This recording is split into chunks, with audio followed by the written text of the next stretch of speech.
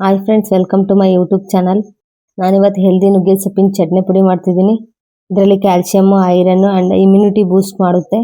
Fibre ಇರುತ್ತೆ, ಡೈಜೆಷನ್ಗೆ ಒಳ್ಳೆಯದು. ನುಗ್ಗೆ ಸೊಪ್ಪು, ಮೆಣಸಿನ್ಕಾಯಿ ಸ್ವಲ್ಪ, ಕಡಲೆಬೇಳೆ, ಉದ್ದಿನಬೇಳೆ, ಜೀರಿಗೆ ಸ್ವಲ್ಪ, ಶೇಂಗಾ ಸ್ವಲ್ಪ, ಹುಣಸೆಹಣ್ಣು, ಕೊತ್ತಂಬರಿ ಕಾಳು, ಉಪ್ಪು ರುಚಿಗೆ ತಕ್ಕಷ್ಟು, ಕರ್ಬೇವಿನ ಸೊಪ್ಪು ಸ್ವಲ್ಪ, ಬೆಳ್ಳುಳ್ಳಿ ಸ್ವಲ್ಪ.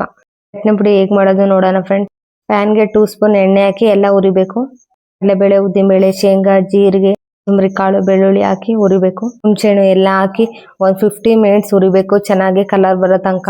ಸ್ವಲ್ಪ ಮೆಣಸಿನ್ಕಾಯಿ, ಕರ್ಬೇವಿನ ಸೊಪ್ಪು ಹಾಕಿ ಉರಿಬೇಕು. ಉರ್ತಿದ್ರಲ್ಲ ಫ್ರೆಂಡ್ಸ್, ಚೆನ್ನಾಗಿ ಉರಿದು ಒಂದು ಪ್ಲೇಟಲ್ಲಿ ಹಾಕೊಂತಿದ್ದೀನಿ.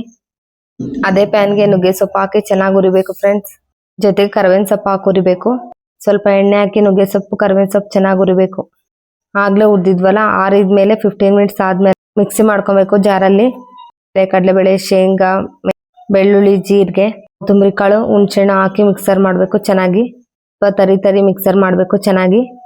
ಪುಡಿ ಸ್ವಲ್ಪ ತರಿ ಆದರೆ ನುಗ್ಗೆ ಸೊಪ್ಪು ಚಟ್ನಿ ಪುಡಿ ಚೆನ್ನಾಗುತ್ತೆ. ಅದೇ ಜಾರ್ಗೆ ಇವಾಗ ನುಗ್ಗೆ ಸೊಪ್ಪು, ಕರ್ಬೇವಿನ ಸೊಪ್ಪು ಹಾಕಿ ಚೆನ್ನಾಗಿ ಮಿಕ್ಸಿ ಮಾಡಬೇಕು. ಮಿಕ್ಸಿ ಮಾಡಿದ ಜಾರಿಂದ ಹಾಕ್ತಿದ್ದೀನಿ ಚಟ್ನಿ ಪುಡಿ. ನೋಡಿ ಫ್ರೆಂಡ್ಸ್, ನೀವು ಒಂದ್ಸರಿ ಮನೆಯಲ್ಲಿ ನುಗ್ಗೆ ಸೊಪ್ಪಿನ ಚಟ್ನಿ ಪುಡಿ ಮಾಡಿ, ತುಂಬ ಚೆನ್ನಾಗಿರುತ್ತೆ.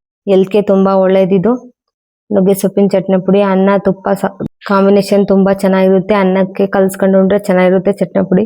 ನುಗ್ಗೆ ಸೊಪ್ಪಿನ ಚಟ್ನಿ ಪುಡಿ, ಪಲ್ಯ, ನುಗ್ಗೆ ಸೊಪ್ಪಿನ ಉದ್ಕ, ಸಾಂಬಾರ್, ಹೆಲ್ತ್ಗೆ ಒಳ್ಳೇದು. ನುಗ್ಗೆ ಸೊಪ್ಪು ಚೆನ್ನಾಗಿ ತಿನ್ನಬೇಕು. ನುಗ್ಗೆ ಸೊಪ್ಪಿನ ಚಟ್ನಿ ಪುಡಿ ಇಷ್ಟ ಆದರೆ ಕಮೆಂಟ್ ಮಾಡಿ, ಲೈಕ್ ಮಾಡಿ, ಶೇರ್ ಮಾಡಿ. ಈ ರೀತಿ ಹೆಲ್ತಿ ಕಿಚನ್ ವಿಡಿಯೋಸ್ ಬೇಕು ಅಂದರೆ ನನ್ನ ಚಾನಲ್ ಸಬ್ಸ್ಕ್ರೈಬ್ ಮಾಡಿ, ಕಮೆಂಟ್ ಮಾಡಿ, ಲೈಕ್ ಮಾಡಿ, ಶೇರ್ ಮಾಡಿ. Thank you for watching this video. Next ವಿಡಿಯೋಲಿ ಸಿಗ್ತೀನಿ. Bye friends.